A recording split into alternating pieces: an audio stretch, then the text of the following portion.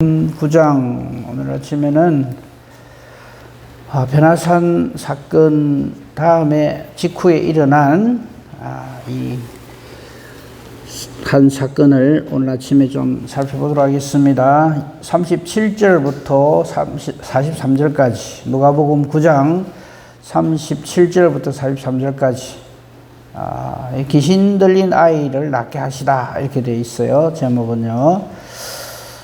오늘 요 사건을 통해서 조금 좀 생각을 좀 해보려고 합니다. 제가 봉독을 하겠습니다. 이튿날 산에서 내려오시니 큰 무리가 맞을새 무리 중에 한 사람이 소리질러 이르되 선생님 청컨대 내 아들을 돌보아 주옵소서. 이는 내 외아들이니이다. 귀신이 그를 잡아 갑자기 부르짖게 하고 경련을 일으켜 거품을 흘리게 하여 몹시 상하게 하고 겨우 떠나가나이다. 당신의 제자들에게 내쫓아 주기를 구하였으나 그들이 능히 못하더이다. 예수께서 대답하여 이르시되 믿음이 없고 패역한 세대여, 내가 얼마나 너희와 함께 있으며 너희에게 참으리요. 네 아들을 이리로 데리고 오라 하시니 올 때에 귀신이 그를 거꾸로 뜨리고 심한 경련을 일으키게 하는지라. 예수께서 더러운 귀신을 꾸짖으시고 아이를 낫게 하사 그 아버지에게 도로 주시니 사람들이 다 하나님의 위엄에 놀라니라. 아멘. 안에 내용은 간단합니다. 그죠?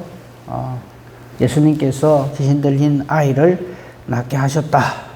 그냥 그렇게 기록이 되어 있고요. 그냥 이걸 그냥 그렇게 보고 옛날에 그런 게 있었구나 하고 넘어가면 좀 그렇다는 거죠. 이게 우리하고 나하고 무슨 상관인가 하는 것을 오늘 아침에 좀 살펴보도록 하겠습니다. 자, 이튿날입니다. 37절에 보면 이튿날, 이건 뭐냐, 변화산 사건이 있은 바로 그 다음 날입니다. 예수님과 세 제자 베드로, 야고보, 요한이 이제 하산을 했어요. 기다렸다는 듯이 큰 무리가 맞이합니다. 이때까지만 해도 예수님의 인기는 대단했습니다. 이 광경을 보면서 바리새인, 사두개인, 그 당시 유대 사회의 지도자들은 그냥 배가 아파 죽을 지경이죠. 자기들에게 옛날에는 이 사람들이 이랬는데 지금은 저 예수한테 그냥 다 달라붙어 가지고 있으니까 몹시 못마땅한 거죠.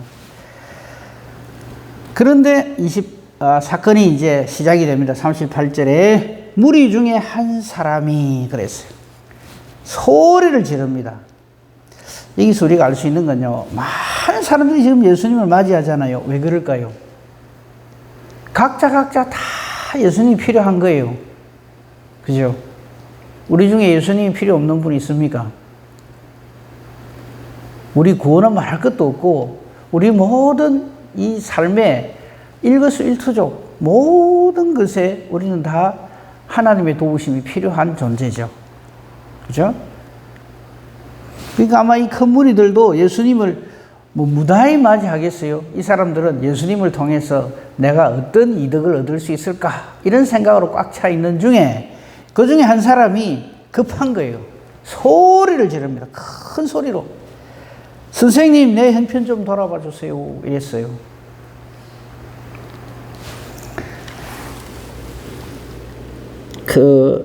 여러분, 누구를 만나든지 간에 만나가 얘기할 적에 나는 아무 고민도 없고 걱정도 없고 진짜 평안하게 정말로 멋지게 훌륭하게 아무 고민 없이 살았다. 그런 사람 본 적 있습니까? 이구동성으로 하는 말이 뭔지 압니까? 내 얘기 한번 들어볼라나? 내 인생 이야기 지금까지 살아온 거 이야기하려면 석 달 열도 부족하다. 한 보따리도 한 보따리가 뭐예요? 아무 말 없이 조용히 사는 사람도요, 이야기 들어보면 그분의 그 인생에 그동안 살아온 거 들어보면 말도 못 합니다. 우리 이영우 장로님 지금 은퇴하시고 우리 교회 원로 장로시잖아요. 아이고, 장로님이고 무슨 걱정이 있을까 싶죠. 뭐 제가 말하는 것보다 혹시 궁금하시면 한번 물어보세요. 난 장로님처럼 그렇게 살았으면 정말 행복했습니다. 그럼 뭘 하겠습니까? 아이고 예수 믿는 거 왜 내같이 살면 안 됩니다. 모든 사람들이 이구동성으로 하는 말이 그 말입니다.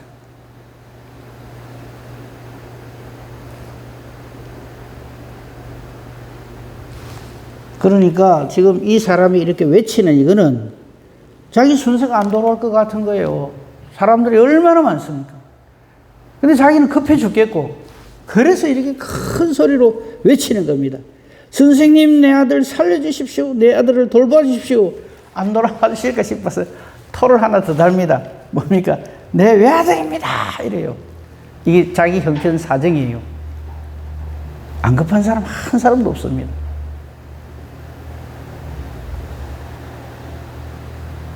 저 역시 마찬가지입니다. 아이고, 목사님이 뭔 걱정이 있겠노 싶죠. 죽겠습니다. 죽을 지경입니다. 다 똑같습니다. 아마 이게 38절, 요게 내 외아들이니다. 여기까지만 듣고요. 자기들끼리, 모여든 사람들끼리, 내버려 두면요. 난장판이 될 겁니다. 난리도 아니고. 외아들? 나는 3대 독자다. 이거부터 시작해가지고 자기 형편 처지 전부 말하기 시작하면요.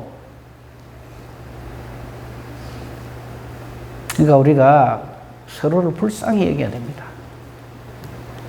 멀끔하게 있는 것 같아도 속에는요. 전부 그냥 마귀 놀이터가 되어 있고요. 정말 예수님이 없으면 진짜 우리는 소망 없습니다. 그걸 알고 우리 신앙생활 해야 돼요. 근데 이걸 모르면 뭐라 그럴까, 신앙에 철이 없는 거예요. 자기밖에 몰라요. 아무튼 이 사람은 급합니다. 그리고 자기 아들에게 지금 일어나고 있는 그 상황을 39절에 이렇게 상황 설명을 합니다. 귀신이 그를 잡아서 갑자기 부르짖게 하고 경련을 일으켜서 거품을 흘리게 하고 몹시 상하게 합니다. 귀신이 그래 한다는 거죠. 그리고는 겨우 떠나가나이다. 무슨 말일까요? 우리 아들을 귀신이 완전히 자기 놀이터로 생각하고 엉망진창으로 데리고 놀다가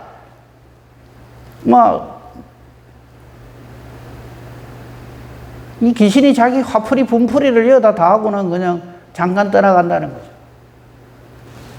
이 말을 하는 아버지가 얼마나 고통스럽겠어요. 근데 이건요, 이 사람의 이 아들만의 문제가 아니올시다. 우리 모두는 다, 예수님 없는 모든 사람은 다 이렇게 귀신의 놀이개입니다. 얼마든지 갖고 놉니다. 그리고는 패대기를 칩니다. 가만 생각해 보세요. 우리 서사람 아담과 하와가 하나님을 불순종하고 하나님에게서 추방된 이후에 모든 인간들의 삶이 단 한 사람 예외도 없이 전부 요랬습니다. 마귀가 완전히 가지고 놉니다. 오죽하면 창세기 6장에서 온 인류를 하나님께서 심판을 하실까, 물론. 그러니까 사람에게 자꾸 소망 두지 마세요. 저 사람은 내가 본 사람 중에 최고의 인격자다. 저 사람은 정말 괜찮은 사람이다. 아이고, 저 사람하고 같이 있으면 재밌고 행복하고, 그래갖고 다 여러분, 결혼해갖고 가정을 이루고 그래 했잖아요. 그죠? 그랬더니 진짜 그렇습니까? 아니, 지금 가정 파괴하려고 그런 게 아니고, 그런다고 해서 예수 없이 우리가 이 땅에서 어떤 행복을 추구하는 모든 것이 정말 헛되입니다. 솔로몬 왕이 최고의 부귀 영화를 누린 최고의 사람이, 최고의 지혜자가 자기 생을 두고 하는 말입니다. 정말 하나님 없으면 우리 모든 인생은 헛되다. 이거 깨달아 알아야 됩니다. 이거 못 깨달아 알면 절대 예수 안 믿습니다. 세상은 살만한데 요즘같이 살기 좋은 세상이랍니다. 우리가 정말 하나님으로부터 믿음을 제대로 받아서 신앙에 철이 들어야 돼. 자, 그 다음 또 재미있는 상황이 벌어집니다. 40절 보십시오. 근데 당신 제자들 저 뭐 하는 사람들입니까? 이 말이에요. 40절 한번 보세요. 당신의 제자들에게 이 아이를 보이면서 내쫓아 주기를 구했는데 못합디다. 못하는 게 당연하죠.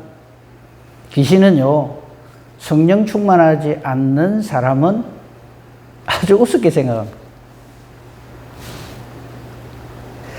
그 들어가기 전에 한 가지 더 볼 게 있어요.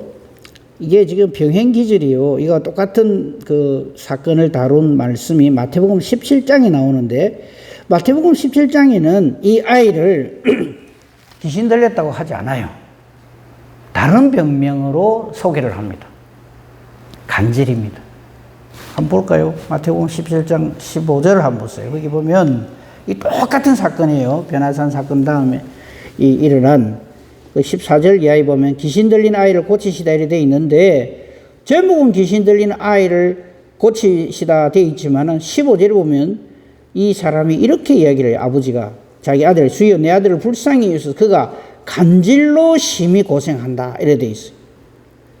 근데 나중에는 예수님께서 이 간질을 일으킨 장본인이 귀신인 것을 물론 말씀을 하십니다. 18절에 보면 꾸짖으시니까 귀신이 나갔다 이렇게 되어 있어요. 그러니까 이게 간질이 됐든 뭐가 됐든 우리 인간은 우리의 죄로 인하여서 죽음으로 향하여 가고 있는 것은 똑같습니다.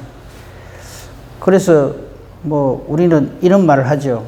만약에 어떤 분이 돌아가셨어요. 그럼 아이고 그분 어떻게 돌아가시지? 그럼 우리는 자꾸 병명을 알고 싶어요. 암이란다. 뭐 당뇨 합병증이란다. 교통사고란다. 그거 하나도 안 중요합니다. 모든 사람은 병명이 뭐가 됐든 간에 죄의 삭스로 죽습니다. 이거 하나님 정해놓으신 겁니다. 그래서 정답은 뭐냐면 그 사람 돌아가셨어. 소천하셨어. 그럼 하나님 데려가셨다. 이게 정답이죠. 하나님 데려가시는 그 원인자가 다양해서 그렇지 결론은 하나님 앞에 가는 거죠. 그죠? 아무리 믿음이 좋은 사람도 당뇨로 죽을 수 있고 암으로 죽을 수 있습니다.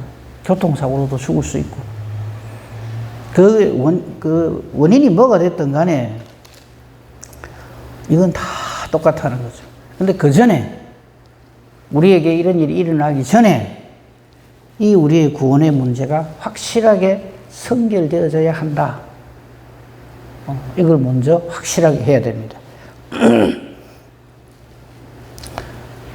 자, 다시 돌아옵시다. 나중에 마태복음 17장 다시 한 번 더 볼 겁니다만 미리 볼 건 아니고 지금 다시 본문으로 돌아가서 한번 봅시다.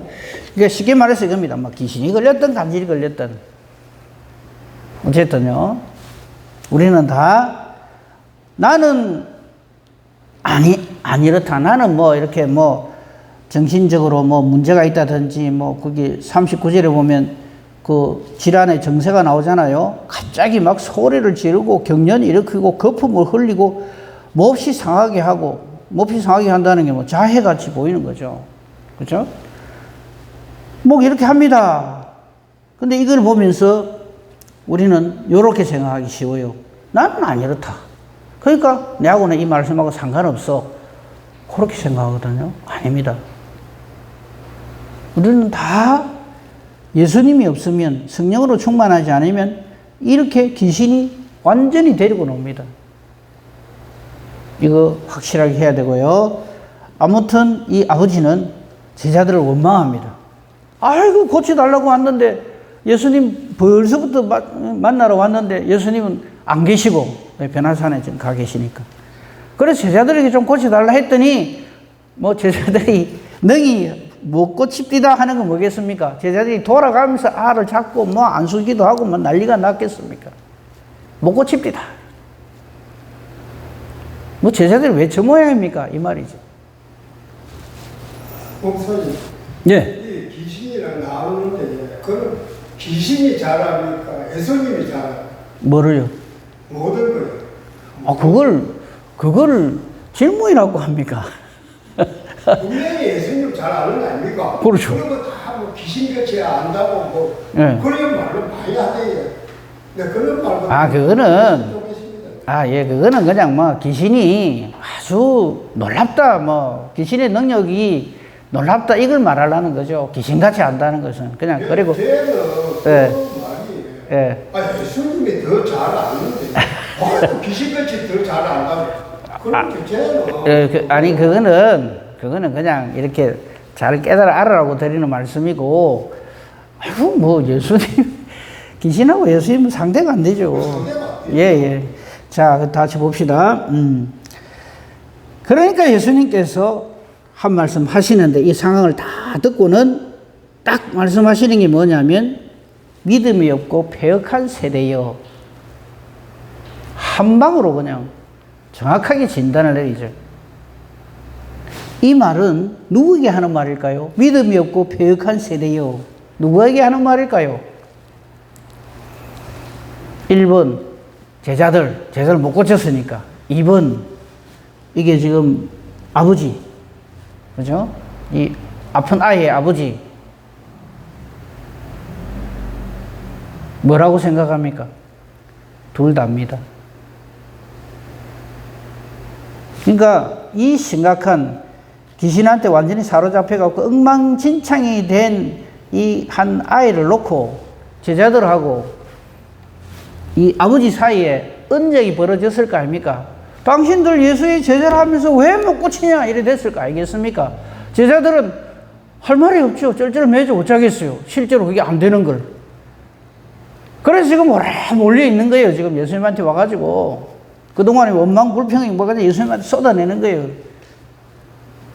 그 예수님 볼 적에는 정말 깝깝하고 답답한 거죠. 예수님이 이렇게 막 뭐 짜증을 부리셨다고 그러는 말하기가 좀 그렇습니다만 아주 꾸짖으시는 거잖아요. 41절 다시 한번 보세요. 믿음이 없고 패역한 세대여. 그 다음에 한 말씀 보십시오. 내가 얼마나 너희와 함께 있어야 하느냐. 내가 얼마나 너희를 참아야 되느냐. 정말 안 믿는다. 하기야 뭐 지금 뭐 베나산상에 갔다 온 사람들도 똑같죠. 뭐 베드로 한 사람만 예를 한번 들어봅시다. 베드로만 하더라도요, 실수와 실패의 연속이잖아요. 사도행전에서 성령으로 충만함 받은 다음에 베드로는 완전히 달라지지만 그 이전에는요 그렇게 닮고 싶지 않죠. 그렇죠? 사탄 소리 듣고 예수님한테 예수님을 3번이나 부인을 하고, 그렇죠? 뭐 이런 사람이 무슨 제자야 싶을 정도의 실수와 실패의 연속인 그런 모습이 바로 우리 인간의 모두의 모습입니다. 그러니까 예수님께서 너 왜 그렇게 믿음이 없고 패역해 있어? 이게 아니고 믿음이 없고 패역한 세대여라고 말을 합니다. 이 세대여 하는 말은 피해갈 사람이 없다 이런 뜻이죠. 우리가 그렇습니다. 하나님에 의해서 창조되어졌고 하나님의 은혜와 사랑 가운데 살고 있으면서 우리는 얼마나 하나님 없는 짓을 하고 하나님 없는 소리를 하고 하나님 없는 생각을 하는지 몰라요. 전부 자기가 하나님입니다. 저거 최고요. 하나님이고 뭐고 내가 좋아야지. 내 수 틀리면 그냥 하나님은 뭐 없어요. 그냥 막 나갑니다. 똑같은 거예요. 그걸 보고 귀신 들렸다 그러는 거예요. 우리는 멀쩡하게 뭐 그냥 나는 그런 정신병력도 없고 뭐 마귀한테 그래 해본 적도 없고 뭐 이러거든요. 마귀한테 완전히 노리개가 되어 있는 걸 몰라요. 그런 줄도 모르고 우리는 우리 난장판으로 살아갑니다. 그래서 예수님으로부터 이 말을 듣는 게 맞아요. 믿음이 없고 패역한 세대여. 얼마나 내가 너희와 함께 있어야 되고 내가 얼마나 너희를 참아야 되냐. 근데 이렇게 꾸지람만 하고 나도 몰라 이러고 가시면은 예수님이 아니죠. 우리의 믿음 없는 것은 꾸짖으시되 문제는 해결하십니다. 그래서 예수님이죠. 아들을 데리고 와라. 한 방에 보내죠. 근데 이 누가가 의사잖아요. 그죠? 근데 이걸 마태는 이걸 간질이라고 표현을 했는데 누가는 의사이면서도 간질이라고 표현을 안 하고 아예 귀신 들렸다라고 표현한 것에 우리가 좀 주목을 할 필요는 있어요. 근데 42절을 이 귀신이 하는 짓이 딱 이렇습니다. 지금 분리 가잖아요. 그죠? 아이가 이제 예수님한테 갑니다. 그 가는 와중에도 이 아이를 그냥 완전히 그냥 엉망진창으로 만듭니다. 그러니까 올 때, 그러니까 여기 올 때라고 되어 있지만 42절에 사실은 저는 이렇게 말해요. 그 오는 와중에도 이 말이에요. 지금 예수님께로 가는 그 와중에도 귀신은 끝까지 그냥 괴롭힙니다. 그를 어쩝니까? 거꾸로 때리고 심한 격렬을 일으키게 최후의 발악을 하는 거죠. 그러니까 우리가 사탄을 물론 딱 대적하고 경계를 해야 되지만 한 가지 분명한 것, 사탄에게 겁을 먹으면 안 돼요. 완전히 예수님 밥이기 때문에 예수 이름 앞에 꼼짝을 못하기 때문에 우리가 뭐 용하고 장한 게 아니라 우리 예수님 때문에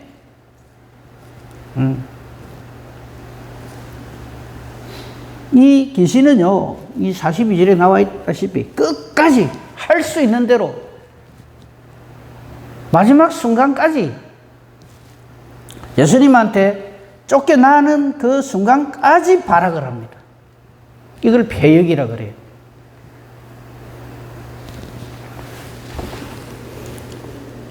예수님께서 이 짓을 하는 이 귀신을 성경은 이렇게 표현해요. 더러운 귀신이라고 표현해요. 맞아요. 뭐 이건 더러운 귀신일 수밖에 없어요. 꾸짖으시는 거죠. 아마 이렇게 꾸짖으시겠죠. 너 때가 얼마 안 남았는데도 불구하고 끝까지 이렇게 하나님의 뜻에 저항을 하고 예수님께 달라드는 거잖아요, 지금. 하지만 걱정도 하지 마세요. 단 한 건도 사탄이, 마귀, 귀신의 세력이 예수님을 뭐 이겨냈다. 그거 아닙니다. 근데 사람들은 또 그렇게 생각하죠. 그럼 왜 십자가 지시냐? 그거는 대속의 죽음을 하나님이 정해놓으신 하나님의 언약에 의해서 예수님은 우리를 위해서 십자가에서 보혈을 흘려주시는 거죠. 그걸 가지고 사탄은 잠시 이긴 것처럼 생각하죠. 그걸 예언해 놓은 게 창세기 3장 15절에 발 뒤꿈치를 상하게 한다. 이제 이렇게 표현을 하고 있죠. 성경은요. 예수께서 더러운 귀신을 꾸짖으시고 아이를 낫게 해주십니다.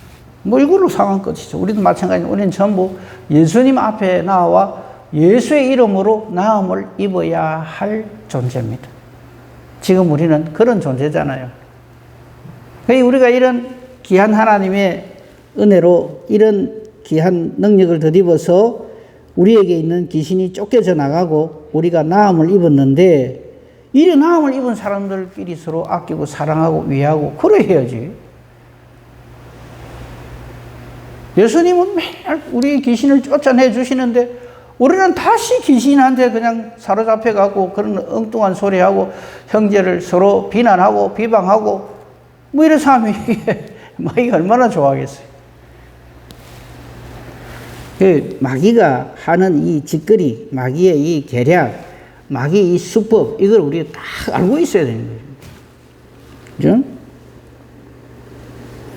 그죠? 이 누가복음에는 없습니다만 마태복음에서 확인할 내용이 있어요. 마태복음 17장으로 다시 봅시다. 여기 보면 제자들이 그 이후에 예수님이 와서 질문을 합니다.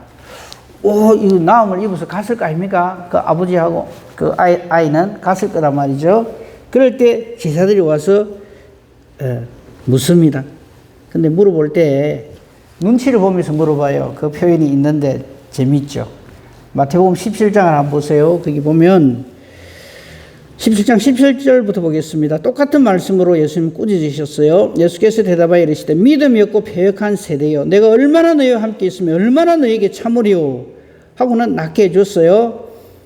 19절이 미소가 띄게 하는 대목입니다. 이때 제자들이 조용히 예수께 나와 물어봅니다. 이 조용히 나왔다는 게 무슨 말입니까? 면목이 없다는 거죠. 그죠?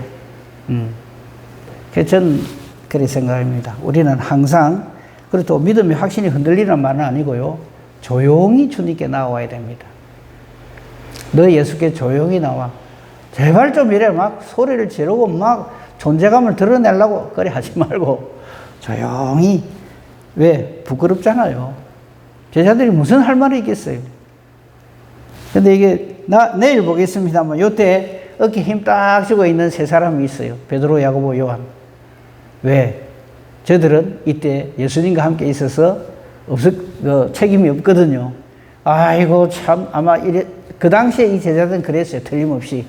우리가 있었으면 그거 해결했을 낀데 그 증거가 내일 펼쳐집니다. 내일 보기로 하고. 자, 조용히 물어봅니다. 예수께 나와 이르되 우리는 어째서 쫓아내지 못했습니까? 답은 간단합니다. 답 아시죠? 믿음이 없어.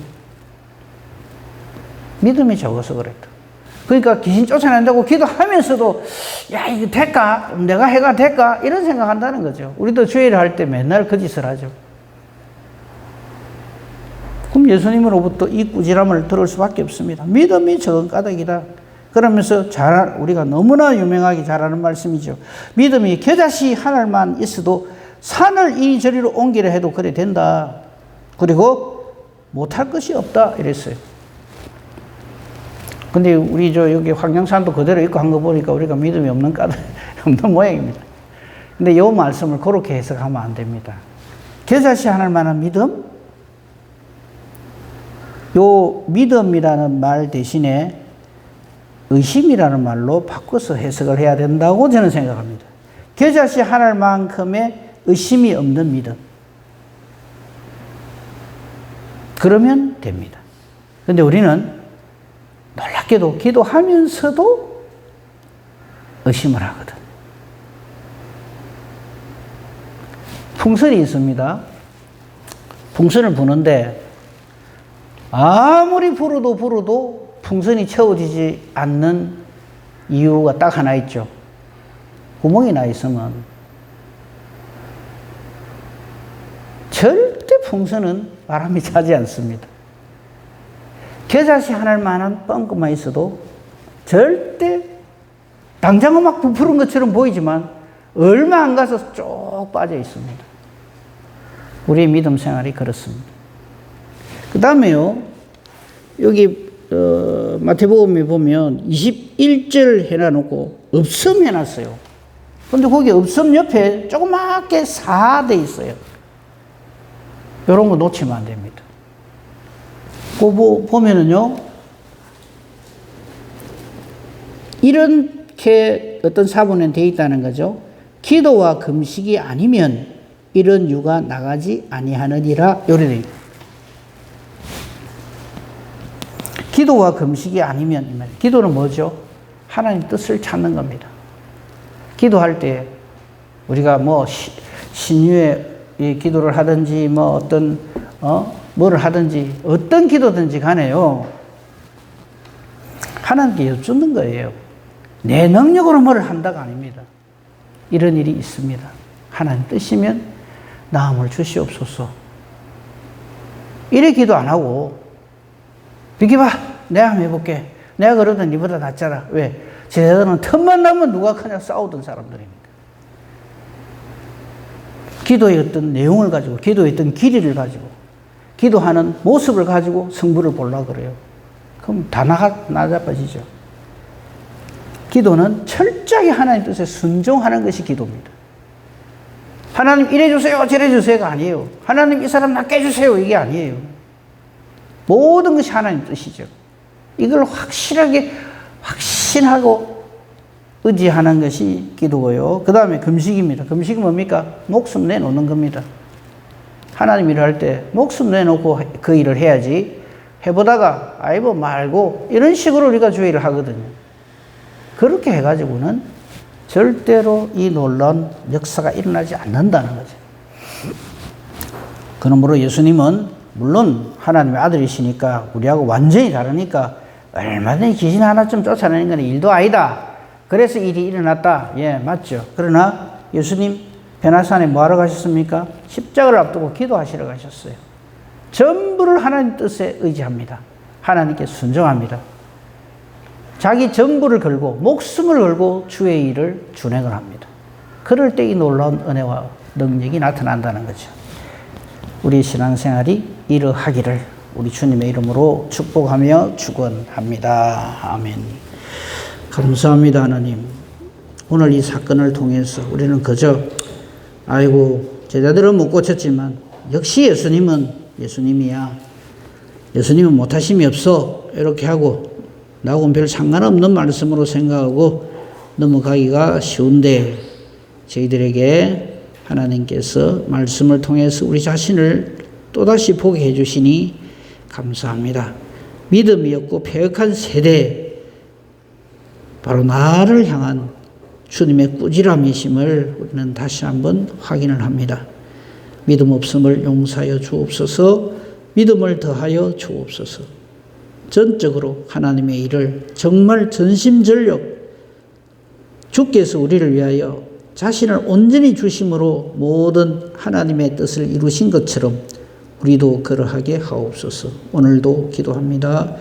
우리의 기도가 나의 어떠함이나 나의 소원풀이 내 뜻을 펼치면서 이래 주세요 저래 주세요 하는 기도가 아니라 하나님의 뜻을 찾는 기도가 되게 해주시고, 내 기도하는 것이 하나님의 말씀과 언약과 동일하여 하나님이 기뻐하시며 응답해 주시는 능력 있는 기도, 의인의 간구 되게 하옵소서. 범사대소사 오직 주님 손에 부탁합니다. 감사하오며 우리 주 예수 그리스도 이름으로 기도합니다. 아멘.